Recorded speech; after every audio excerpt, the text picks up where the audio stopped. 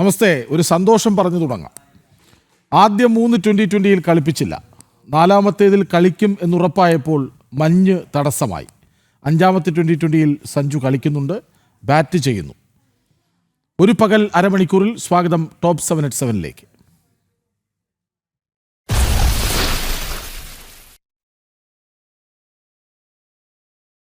Sabarimala സ്വർണ്ണക്കവർച്ച case അന്വേഷിക്കാൻ ED SITയുടെ FIR അടക്കമുള്ള മുഴുവൻ രേഖകളും EDക്ക് ലഭിച്ചു. കൊല്ലം വിജിലൻസ് കോടതിയുടെ ഉത്തരവിന്റെ അടിസ്ഥാനത്തിലാണ് രേഖകൾ കൈമാറിയത്. രേഖകളുടെ അടിസ്ഥാനത്തിൽ ED ഉടൻ ECIR രജിസ്റ്റർ ചെയ്യും.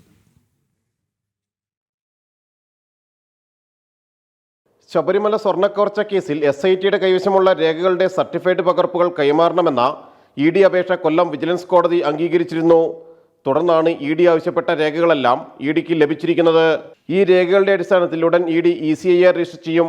കേസുകളുടെ FIRകൾ, റിമാൻഡ് റിപ്പോർട്ടുകൾ ഉൾപ്പെടെയുള്ള പകർപ്പുകളാണ് ലഭിച്ചിട്ടുള്ളത്. ED നടത്തുന്നത് സമാന്തര അന്വേഷണമാണെന്ന് ചൂണ്ടിക്കാട്ടി രേഖകൾ കൈമാറുന്നതിനെ പ്രോസിക്യൂഷൻ എതിർത്തിരുന്നു. എന്നാൽ കള്ളപ്പണ ഇടപാടുകളിലാണ് പ്രധാനമായും ED അന്വേഷണം നടക്കുകയെന്നും ഇത് അന്വേഷിക്കാനാകുന്ന അന്വേഷണ ഏജൻസി തങ്ങളാണെന്നും ED വ്യക്തമാക്കിയിരുന്നു. ക്രൈംബ്രാഞ്ച് FIR പകർപ്പ് നൽകാനാകില്ലെന്ന റാന്നി മജിസ്ട്രേറ്റ് കോടതി ഉത്തരവ് ഹൈക്കോടതി റദ്ദാക്കിയിരുന്നു. കാര്യകാരണങ്ങൾ വിശദീകരിച്ച് മജിസ്ട്രേറ്റ് കോടതിയിൽ പുതിയ അപേക്ഷ നൽകാൻ ഹൈക്കോടതി നിർദ്ദേശിച്ചതനുസരിച്ചാണ് ED വീണ്ടും അപേക്ഷ നൽകിയിരുന്നത്. ജനം, കൊച്ചി. ശബരിമല സ്വർണ്ണക്കവർച്ച കേസിൽ പ്രത്യേക സംഘത്തിന്റെ അന്വേഷണത്തിൽ ഹൈക്കോടതിക്ക് സംശയവും കടുത്ത അതൃപ്തിയും. പ്രത്യേക അന്വേഷണ സംഘം ചില കുറ്റവാളികളെ ഒഴിവാക്കുന്നുവെന്ന് കോടതി. ബോർഡ് മെമ്പർമാരായിരുന്ന അഡ്വക്കേറ്റ് വിജയകുമാർ, ശങ്കർദാസ് എന്നിവരെ കേസിൽ പ്രതി ചേർക്കാത്തതിലും അറസ്റ്റ് ചെയ്യാത്തതിലും കോടതി ആശ്ചര്യം പ്രകടിപ്പിച്ചു. കുറ്റവാളികൾക്ക് രക്ഷപ്പെടാൻ പഴുതൊരുക്കരുതെന്ന് SITക്ക് ഹൈക്കോടതി മുന്നറിയിപ്പ് നൽകി.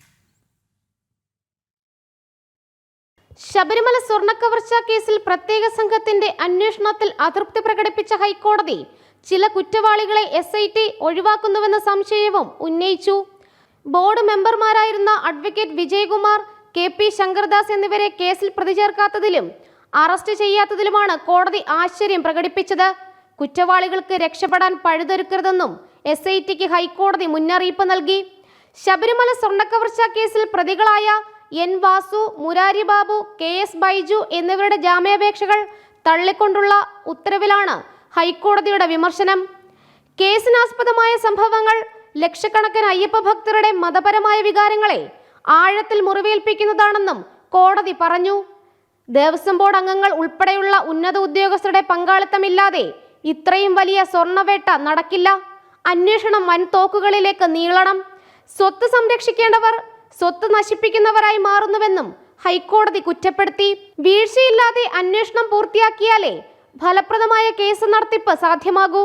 അഴിമതി കേസിലെ അന്വേഷണത്തിൽ SIT ജാഗ്രത പാലിക്കണമെന്നും ഹൈക്കോടതി ഓർമ്മിപ്പിച്ചു. പ്രായമുണ്ടെന്നതും പ്രമേഹവും BP-യും ജാമ്യം നൽകാനുള്ള കാരണമല്ല. ഉന്നത സ്ഥാനത്തിരുന്ന പ്രതികൾക്ക് ജാമ്യം നൽകിയാൽ സാക്ഷികളെ സ്വാധീനിക്കാൻ സാധ്യതയുണ്ടെന്നും മുരാരി ബാബുവിൻ്റേതുൾപ്പെടെയുള്ള ജാമ്യാപേക്ഷകൾ തള്ളിയ ഉത്തരവിൽ ഹൈക്കോടതി വിലയിരുത്തി. ജനം, കൊച്ചി. അതിനിടെ സ്വർണ്ണക്കവർച്ച കേസിൽ സ്മാർട്ട് ക്രിയേഷൻസ് CEO പങ്കജ് ഭണ്ഡാരിയും സ്വർണ്ണ വ്യാപാരി ഗോവർദ്ധനും SIT അറസ്റ്റിൽ. ഉണ്ണികൃഷ്ണൻ പോറ്റി സ്വർണം കൈമാറിയത് സ്മാർട്ട് ക്രിയേഷൻസിലാണ്. എന്നാൽ കിട്ടിയത് ചെമ്പുപാളിയാണെന്നും സ്വർണം വേർതിരിക്കാൻ വൈദഗ്ധ്യമില്ലെന്നുമായിരുന്നു പങ്കജ് ഭണ്ഡാരി SITക്ക് നൽകിയ ആദ്യ മൊഴി. വിവരങ്ങളുമായി ദിസ്ന സുരേഷ് ഒപ്പം ചേരുന്നു. ദിസ്ന, കോടതി എന്തുകൊണ്ട് മറ്റുള്ളവരിലേക്ക് പോകുന്നില്ല എന്ന് ചോദിച്ച അതേ ദിവസം തന്നെ പങ്കജ് ഭണ്ഡാരിയും ഗോവർദ്ധനും അറസ്റ്റിലാകുന്നു. പക്ഷേ കോടതി ഉദ്ദേശിക്കുന്നത് രാഷ്ട്രീയമായ ഇടപെടലുകൾ കൂടിയാണല്ലോ. അതായത് പത്മകുമാറിൽ അവസാനിപ്പിക്കാനാണോ നിങ്ങളുടെ നീക്കം എന്ന ചോദ്യമാണ് പരോക്ഷമായെങ്കിലും ചോദിക്കുന്നത്. എന്താണ് ഈ അറസ്റ്റ് സംബന്ധിച്ച വിവരങ്ങൾ? സൂചിപ്പിച്ചതുപോലെ തന്നെ പ്രധാനമായും കോടതിയുടെ ഒരു രൂക്ഷമായ വിമർശനത്തിന് ശേഷം SIT സംഘത്തിന്റെ ഒരു നിർണായക നീക്കം ഈ സ്വർണ്ണ കവർച്ചയുമായി ബന്ധപ്പെട്ട് ഉണ്ടാവുന്നു എന്ന് തന്നെയാണ്. പങ്കജ് ഭണ്ഡാരിയെയും സ്മാർട്ട് ക്രിയേഷൻ CEO പങ്കജ് ഭണ്ഡാരിയെയും അതോടൊപ്പം തന്നെ ബെല്ലാരിയിലെ സ്വർണ്ണ കച്ചവടക്കാരനായി ഈ ഗോവർദ്ധനെയും അറസ്റ്റ് ചെയ്യുകയാണ്. അതായത് ഇരുവരെയും ഈ രണ്ട് കേസുകളിലും, അതായത് കട്ടിളപ്പാളിയിലും ദ്വാരപാലക ശില്പങ്ങൾ, ആ രണ്ട് കേസുകളിലും അറസ്റ്റ് രേഖപ്പെടുത്തി എന്ന് തന്നെയാണ് നമുക്ക് മനസ്സിലാക്കാൻ സാധിക്കുന്നത്. എന്തായാലും 3:30-ക്കാണ് ഇവരെ ഈ ഇഞ്ചക്കൽ ക്രൈംബ്രാഞ്ച് ഓഫീസിൽ പ്രത്യേക അന്വേഷണ സംഘം കൊണ്ടുവന്നത്. അതിനുശേഷം അല്പസമയത്തിനകം അറസ്റ്റ് രേഖപ്പെടുത്തി. ഉടനടി തന്നെ വൈദ്യപരിശോധനയ്ക്ക് വേണ്ടി തിരുവനന്തപുരം ജില്ലാ ആശുപത്രിയിൽ എത്തിക്കും. അതിനുശേഷം കൊല്ലം വിജിലൻസ് കോടതി മജിസ്ട്രേറ്റിന്റെ മുൻപിൽ ഹാജരാക്കുമെന്ന് തന്നെയാണ് നമുക്ക് മനസ്സിലാക്കാൻ സാധിക്കുന്നത്. പ്രധാനമായും ഏറ്റവും എടുത്തു പറയേണ്ടത് ആദ്യഘട്ടത്തിൽ ഈ അന്വേഷണ സംഘത്തിന് മുന്നിൽ നൽകിയ മൊഴിയിലൊക്കെ തന്നെയും വലിയ രീതിയിലുള്ള വൈരുദ്ധ്യം ഉണ്ടായിരുന്നു എന്ന് തന്നെയാണ് അന്വേഷണ സംഘം കണ്ടെത്തിയിരിക്കുന്നത്. 800 ഗ്രാമിലധികം സ്വർണം ഈ ഗോവർദ്ധന്റെ കൈകളിൽ നിന്നും അന്വേഷണ സംഘത്തിന് സ്ഥിരീകരിക്കാൻ കഴിഞ്ഞു എന്നൊരു വിവരം കൂടി നിലവിൽ ലഭിക്കുന്നു എന്ന് തന്നെയാണ് കൃഷ്ണരാജ്. അതോടൊപ്പം തന്നെ ഉടനടി മറ്റുള്ളവരുടെ അറസ്റ്റിലേക്ക് നീങ്ങാനുള്ള ഒരു സാധ്യതയുണ്ട്. കൽപേഷ് ഉൾപ്പെടെയുള്ളവരുടെ അറസ്റ്റിലേക്ക് നീങ്ങുവാനുള്ള ഒരു സാധ്യതയും ഉണ്ട് എന്ന് തന്നെയാണ് നമുക്ക് മനസ്സിലാക്കാൻ സാധിക്കുന്നത്. ആദ്യഘട്ടത്തിൽ തദ്ദേശ തിരഞ്ഞെടുപ്പിന്റെ കാലഘട്ടത്തിലൊന്നും തന്നെ ഈ അന്വേഷണം എങ്ങും എത്തിയിരുന്നില്ല എന്നത് തന്നെയാണ്. അന്വേഷണം മന്ദഗതിയിൽ പോകുന്നു.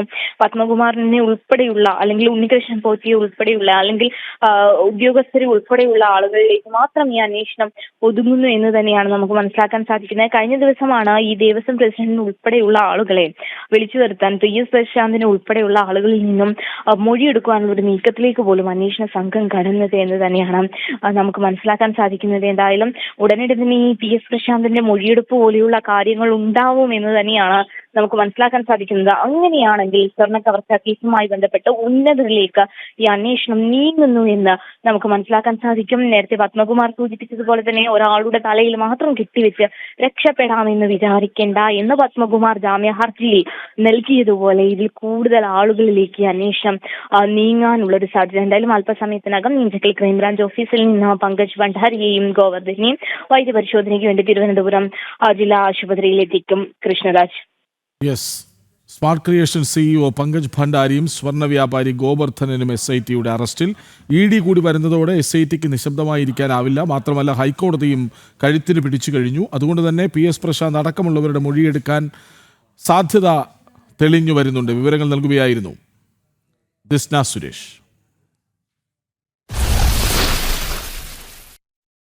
പോറ്റിയെ കേറ്റിയെ പാട്ടിൽ സർക്കാരിൻ്റെ U-ടേൺ. പാരഡിയിൽ കൂടുതൽ കേസെടുക്കേണ്ടെന്ന് പോലീസിന് നിർദ്ദേശം. ജില്ലാ പോലീസ് മേധാവിമാർക്ക് ADGP നിർദ്ദേശം നൽകി. പാട്ടിൻ്റെ അണിയറ ശില്പികൾക്കെതിരെയുള്ള നടപടിയും തൽക്കാലത്തേക്ക് മരവിപ്പിക്കാൻ തീരുമാനിച്ചു. പാരഡി ഗാനത്തിനെതിരെ കേസെടുത്തതിൽ വ്യാപക വിമർശനങ്ങൾ ഉയർന്നു. തെരഞ്ഞെടുപ്പ് പരാജയത്തിലെ പ്രതികാര നടപടിയാണ് കേസ് എന്നായിരുന്നു വിമർശനം. കേസുമായി മുന്നോട്ട് പോയാൽ കോടതിയിൽ നിന്ന് തിരിച്ചടി നേരിടാനും സാധ്യതയുണ്ട്. സർക്കാർ നടപടി ആവിഷ്കാര സ്വാതന്ത്ര്യത്തിന് നേരെയുള്ള കടന്നുകയറ്റമായി കോടതി വിലയിരുത്തു. ഇത് വലിയ നാണക്കേടിനിടയാക്കും. ഇതോടെയാണ് കേസിൽ നിന്ന് സർക്കാർ മലക്കം മറിഞ്ഞത്. പാരഡിയിൽ ഇനി കേസ് വേണ്ട എന്ന് ക്രമസമാധാന ചുമതലയുള്ള ADGP H. വെങ്കടേഷ് ജില്ലാ പോലീസ് മേധാവികൾക്ക് നിർദ്ദേശം നൽകി. ഒപ്പം പാട്ടിന്റെ അണിയറ ശില്പികൾക്കെതിരെയുള്ള നടപടികളും തൽക്കാലത്തേക്ക് നിർത്തിവെക്കാൻ ആവശ്യപ്പെട്ടു.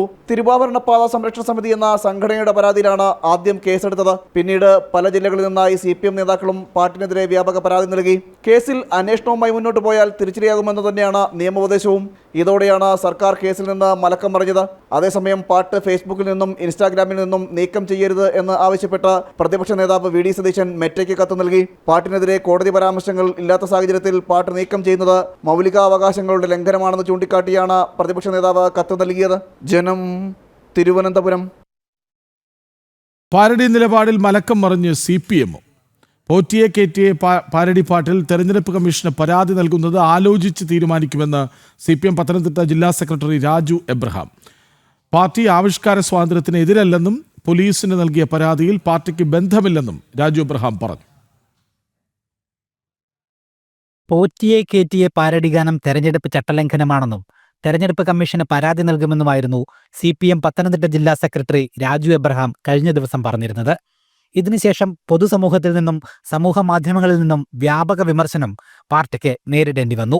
ഇതേ തുടർന്നാണ് നിലപാടിൽ മലക്കം മറിയാൻ പാർട്ടി നിർബന്ധിതമായത്. തെരഞ്ഞെടുപ്പ് കമ്മീഷന് പരാതി നൽകുന്നത് ആലോചിച്ച് തീരുമാനിക്കുമെന്ന് രാജു എബ്രഹാം നിലപാട് തിരുത്തി. പാർട്ടി ആവിഷ്കാര സ്വാതന്ത്ര്യത്തിനെതിരല്ലെന്നും പ്രസാദ് കുഴിക്കാല പോലീസിന് നൽകിയ പരാതിയിൽ പാർട്ടിക്ക് ബന്ധമില്ലെന്നും രാജു എബ്രഹാം പറഞ്ഞു. ഒരു കാര്യം ഞാൻ പറയാം.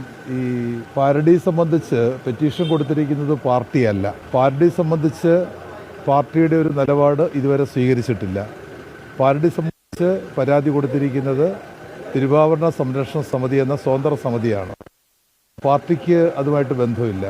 ഇടപെടുന്നൊരു പാർട്ടിയല്ല. ആവിഷ്കാര സ്വാതന്ത്ര്യത്തിന് വേണ്ടി ശക്തമായ നിലപാട് സ്വീകരിക്കുന്നതാണ് CPM, ഇടതുപക്ഷം.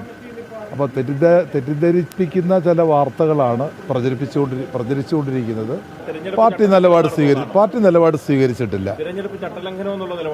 തെരഞ്ഞെടുപ്പ് ചട്ടലംഘനത്തെ സംബന്ധിച്ചിടത്തോളം ആലോചിക്കുമെന്നാണ് ഞാൻ ഇന്നലെ പറഞ്ഞത്.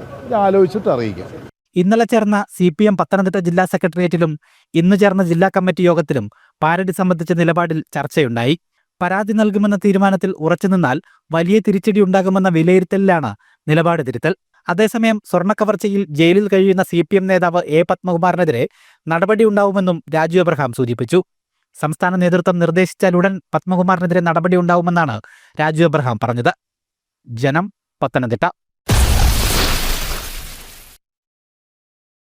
തദ്ദേശ തെരഞ്ഞെടുപ്പിലെ കനത്ത തിരിച്ചടിയെന്ന CPM കണക്കുകളിൽ വിശ്വാസമില്ലാതെ മുഖ്യമന്ത്രി.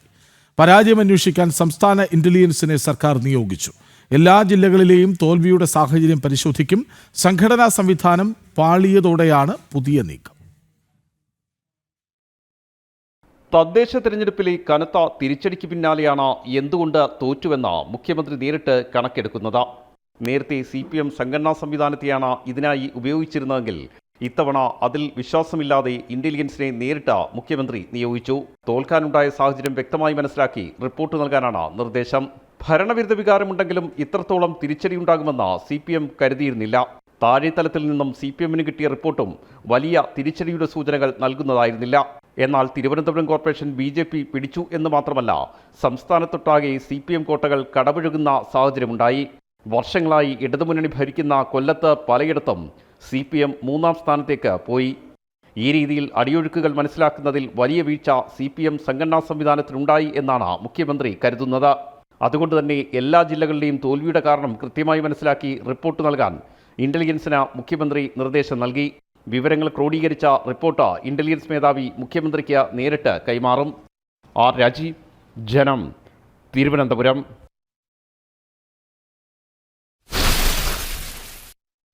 പാലക്കാട് എലപ്പുള്ളി ബ്രൂവറിയിൽ സംസ്ഥാന സർക്കാരിന് കനത്ത തിരിച്ചടി.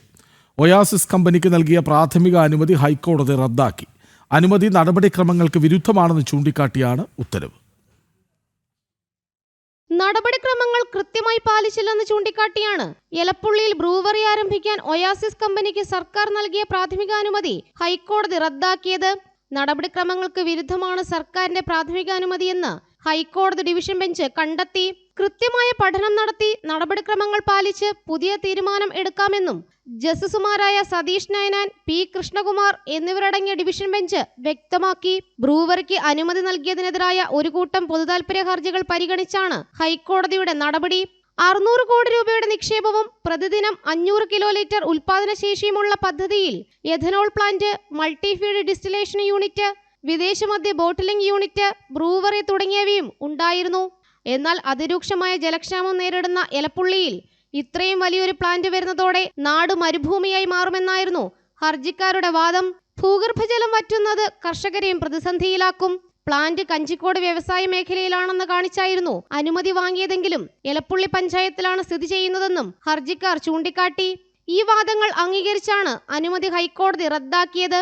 സ്വകാര്യ കമ്പനിക്ക് ഒത്താശ ചെയ്തുകൊണ്ട് സർക്കാർ അധികാര ദുർവിനിയോഗം കാട്ടിയെന്നും ഹർജിയിൽ ചൂണ്ടിക്കാട്ടിയിരുന്നു. ബ്രൂവറിക്കായി സർക്കാർ നൽകിയ പ്രാഥമികാനുമതി റദ്ദാക്കപ്പെട്ടതോടെ BJP ഉൾപ്പെടെ നയിച്ച ജനകീയ സമരം ഫലം കണ്ടു. ജനം, കൊച്ചി. 5ാം T20യിൽ സഞ്ജുവും അഭിഷേകും ചേർന്ന് മികച്ച തുടക്കമാണ് ഇന്ത്യക്ക് നൽകിയിരിക്കുന്നത്. ബംഗ്ലാദേശിൽ വീണ്ടും കലാപം. ഷെയ്ഖ് ഹസീന വിരുദ്ധ കലാപം നടത്തിയ ഷെരീഫ് ഉസ്മാൻ ഫാദിയുടെ മരണത്തെ തുടർന്ന് തെരുവിലിറങ്ങിയ തീവ്ര ഇസ്ലാമിസ്റ്റുകൾ നിരവധി സ്ഥാപനങ്ങൾക്കും വീടുകൾക്കും തീവച്ചു. ഭാരതവിരുദ്ധ മുദ്രാവാക്യങ്ങൾ ഉയർത്തിയ സംഘർഷത്തിൽ ഹിന്ദു സമൂഹത്തിന് നേരെയും അതിക്രമം ഉണ്ടായി. ബംഗ്ലാദേശിലെ സാഹചര്യം സൂക്ഷ്മമായി നിരീക്ഷിക്കുന്നുവെന്ന് വിദേശകാര്യ മന്ത്രാലയം അറിയിച്ചു. ബംഗ്ലാദേശിൽ ഒരു ഇടവേളയ്ക്ക് ശേഷം വീണ്ടും കലാപം ആളിക്കത്തുകയാണ്. ഷെയ്ഖ് ഹസീന വിരുദ്ധ കലാപത്തിന് നേതൃത്വം നൽകിയ ഷെരീഫ് ഉസ്മാൻ ഹാദിയുടെ മരണത്തെ തുടർന്ന് തെരുവിലിറങ്ങിയ തീവ്ര ഇസ്ലാമിസ്റ്റുകൾ മാധ്യമ സ്ഥാപനങ്ങൾക്കും വീടുകൾക്കും തീവച്ചു. ധാക്ക, ചിറ്റഗോങ് ഉൾപ്പെടെയുള്ള നഗരങ്ങളിൽ വൻ സംഘർഷം റിപ്പോർട്ട് ചെയ്തു. ഇസ്ലാമിസ്റ്റ് നേതാവായ ഷെരീഫ് ഉസ്മാൻ ഹാദി നേരത്തെ ഭാരത വിരുദ്ധ പ്രസ്താവനകളും പ്രധാനമന്ത്രി നരേന്ദ്രമോദി ഉൾപ്പെടെയുള്ളവർക്കെതിരെ വിദ്വേഷ പ്രസംഗവും നടത്തിയിട്ടുണ്ട്. ഡിസംബർ 12-ന് ധാക്കയിൽ വെച്ച് അജ്ഞാതരുടെ വെടിയേറ്റ ഷെരീഫ് ഉസ്മാൻ ഇന്നലെയാണ് മരിച്ചത്. ഇയാളെ ആക്രമിച്ചതാരാണെന്ന് വ്യക്തമായിട്ടില്ല. നിലവിൽ സംഘർഷം നിയന്ത്രിക്കാനും തീവ്ര ഇസ്ലാമിസ്റ്റുകൾക്കെതിരെ നടപടി സ്വീകരിക്കാനും സാധിക്കാത്ത അവസ്ഥയിലാണ് ബംഗ്ലാദേശിലെ ഇടക്കാല സർക്കാരും മേധാവി മുഹമ്മദ് യൂനുസും. ധാക്കയിൽ ഉൾപ്പെടെ അരങ്ങേറിയ സംഘർഷത്തിൽ ഭാരത വിരുദ്ധ മുദ്രാവാക്യങ്ങൾ ഉയർത്തിയിട്ടുണ്ട്. കൂടാതെ ധാക്കയിലെ ഇന്ത്യൻ എംബസി ആക്രമിക്കുമെന്ന് തീവ്ര ഇസ്ലാമിസ്റ്റുകൾ ഭീഷണി തുടരുകയാണ്. കലാപത്തെ തുടർന്ന് ഭാരതത്തിൽ അഭയം നേടിയ ഷെയ്ഖ് ഹസീനയെ വിട്ടുനൽകണമെന്നാണ് ബംഗ്ലാദേശിലെ ഇടക്കാല സർക്കാരിന്റെയും സർക്കാരിനെ നിയന്ത്രിക്കുന്ന തീവ്ര ഇസ്ലാമിസ്റ്റുകളുടെയും ആവശ്യം. എംബസിക്ക് നേരെ ഉയർന്ന ഭീഷണിയിൽ കടുത്ത അതൃപ്തി അറിയിച്ച ഭാരതം ബംഗ്ലാദേശിലെ സ്ഥിതിഗതികൾ സൂക്ഷ്മമായി നിരീക്ഷിക്കുന്നുണ്ട്. ബംഗ്ലാദേശിൽ ചൈനയുടെയും പാകിസ്ഥാന്റെയും ഇടപെടലും ഭാരതം പരിശോധിക്കുന്നുണ്ട്. ജനം, ഡൽഹി.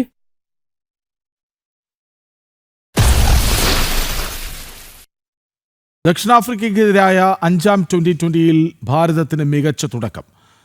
ഒരിടവേളയ്ക്ക് ശേഷം ടീമിൽ ഓപ്പണർ സ്ഥാനത്തേക്ക് മടങ്ങിയെത്തിയ സഞ്ജു സാംസന്റെ മികച്ച ഇന്നിംഗ്സാണ് ആദ്യ മിനിറ്റുകളിൽ കാണുന്നത്. 4 ഓവർ പൂർത്തിയാകുമ്പോൾ വിക്കറ്റ് നഷ്ടപ്പെടാതെ 41 റൺസ് എന്ന നിലയിലാണ് ഭാരതം.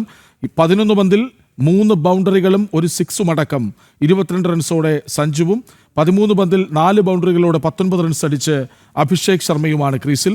തുടക്കത്തിൽ അഭിഷേകാണ് തകർത്ത് തുടങ്ങിയതെങ്കിലും പിന്നീട് മാർക്കോ ജോൺസന്റെ ഓവറിൽ 6ഉം ബാറ്റ്മാന്റെ ഓവറിൽ 3 ബൗണ്ടറികളും നേടി സഞ്ജു മത്സരം ഭാരതത്തിന്റെ വരുതിയിലേക്ക് കൊണ്ടുവരികയായിരുന്നു. ഇന്ന് ജയിച്ചാൽ ഭാരതത്തിന് 2020 പരമ്പര സ്വന്തമാക്കാം. ടീമിൽ ഹർഷിത് റാണയ്ക്ക് പകരം ബുംറയും ഗില്ലിന് പകരം സഞ്ജുവും കുൽദീപിന് പകരം വാഷിംഗ്ടൺ സുന്ദറും ഇടം പിടിച്ചു.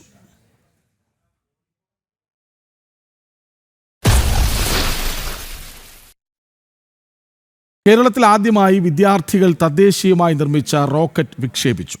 Idukki Mar Baselios Christian college of engineering and technology campus ഗ്രൗണ്ടിലായിരുന്നു വിക്ഷേപണം. 1601 മീറ്റർ ഉയരത്തിൽ റോക്കറ്റ് എത്തി. ഡിസൈനിങ്ങിൽ ഉൾപ്പെടെ എല്ലാ ലക്ഷ്യങ്ങളും പൂർത്തീകരിച്ചതായി അധികൃതർ അറിയിച്ചു. ഈ റിപ്പോർട്ടോടെ ടോപ്പ് 7 പൂർണ്ണമാകുന്നു. നമസ്തേ. ബാസിലിയോൺ 01 എന്ന പേരിലാണ് കോളേജ് വിദ്യാർത്ഥികൾ സംയുക്തമായി റോക്കറ്റ് നിർമ്മിച്ചത്. Electronics and communication, mechanical, computer science, artificial intelligence, electrical and electronics, civil engineering, college administration എന്നിങ്ങനെ വിവിധ വിഷയങ്ങളിലായി ഏകദേശം 100-ലധികം വിദ്യാർത്ഥികളും ഫാക്കൽറ്റി അംഗങ്ങളും റോക്കറ്റ് വിക്ഷേപണത്തിന്റെയും നിർമ്മാണത്തിന്റെയും ഭാഗമായി. പീരുമേട് കുന്നുകളുടെ എയറോസോൾ ഗുണങ്ങളെ ചിത്രീകരിക്കുന്നതിനൊപ്പം വിളവ് ഒപ്റ്റിമൈസ് ചെയ്യുന്നതും കീടനാശിനി ഉപയോഗം കുറച്ചും താപനിലയുടെയും ഈർപ്പത്തിന്റെയും വ്യതിയാനങ്ങൾ പഠിച്ച സുഗന്ധവ്യഞ്ജന കൃഷി മെച്ചപ്പെടുത്തുക എന്നതുമായിരുന്നു റോക്കറ്റ് വിക്ഷേപണത്തിലൂടെ ലക്ഷ്യം വെച്ചിരുന്നത്. റോക്കറ്റ് വിക്ഷേപിച്ചുവെങ്കിലും പ്രതീക്ഷിച്ച വിജയമുണ്ടായില്ല. ഇതിന്റെ എല്ലാത്തിന്റെയും ക്ലോക്ക് പ്രിസിഷൻ എല്ലാ കാര്യങ്ങളും നടന്നു. ബട്ട് ഇതെന്ന് പറഞ്ഞു കഴിഞ്ഞാൽ കുറേ വിദ്യാർത്ഥികളുടെ സംരംഭമായിരുന്നു. അറൗണ്ട് 8 to 9 months ദേ പുട്ട് എല്ലാ എഫേർട്സും അവർ ഇട്ടിട്ടുണ്ട്. And we have checked also. Ground test ചെയ്തു, ഗ്രൗണ്ടിൽ നിന്ന് മിഷൻ റൂമിലോട്ടുള്ള ടെസ്റ്റ് ചെയ്തു, എല്ലാം ചെയ്തു. ഇന്നലെ രാത്രിയിലും ഇത് നടന്നു. ഇതിൻ്റെ പെർമിഷൻ DGCA നിന്നും ഇസ്രോയിൽ നിന്നും എല്ലാം കിട്ടിക്കഴിഞ്ഞാൽ വി ക്യാൻ ഒന്നുകൂടി നമുക്ക് പോകാൻ പറ്റും. അതിന് യാതൊരു പ്രശ്നമില്ല. പക്ഷെ ഞങ്ങളുടെ കുട്ടികൾക്കൊന്നും വിഷമില്ല. കാരണം എന്ന് വെച്ചാൽ ഇത് തന്നെയാണ് ഒരു അച്ചീവ്മെന്റ്. മീ സിദ്ധാന്തം ഉപയോഗിച്ച് പ്രവർത്തിക്കുന്ന ഓൺബോർഡ് എയറോസോൾ സെൻസർ ശേഖരിച്ച ഡേറ്റ പോസ്റ്റ് ഫ്ലൈറ്റ് ടീം വിശദമായി പഠിക്കുകയാണ്. ആദ്യഘട്ടത്തിൽ നേരിയ പരാജയം നേരിട്ടെങ്കിലും തുടർ അനുമതികൾ ലഭിക്കുന്ന മുറയ്ക്ക് റോക്കറ്റിന്റെ വിക്ഷേപണം വീണ്ടും നടത്താനാണ് കോളേജ് അധികൃതരും കുട്ടികളും തീരുമാനിച്ചിരിക്കുന്നത്. ജനം, ഇടുക്കി.